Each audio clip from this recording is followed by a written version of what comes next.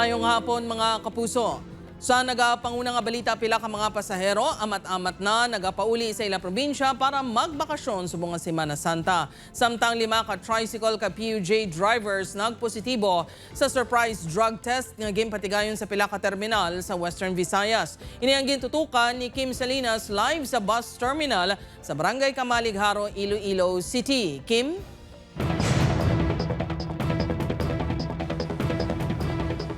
Sir Tapisar, hindi pa tuman kadamo ang mga pasahero hugot na ang pagbantay sa otoridad sa mga transport terminal kag seaport sa Western Visayas subong nga Semana Santa.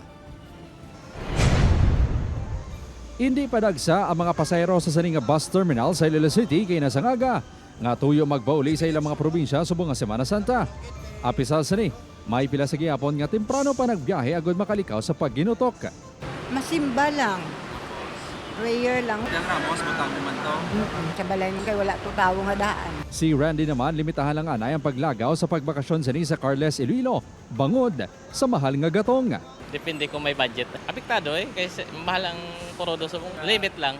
Ligan ya, hili ka mo yung maglaro-laro kung week.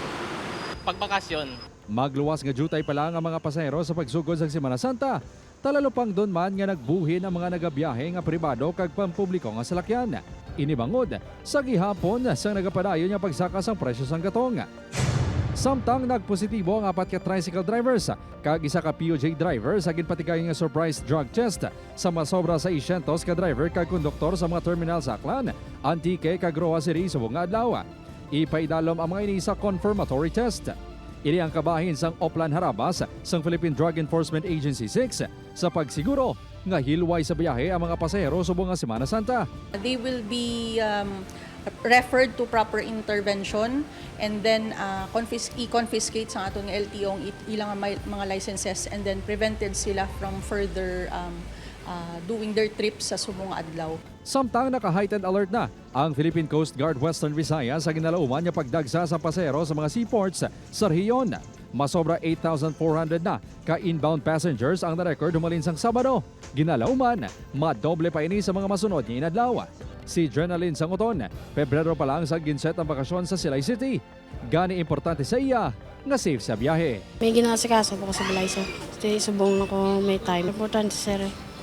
Kaya para makita, mababala naman nga safe kami.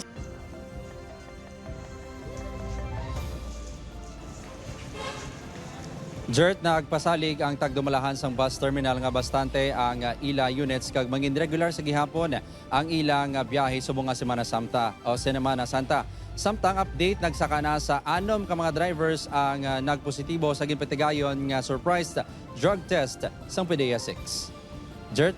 Madamong gid nga salamat sa update, Kim Salinas.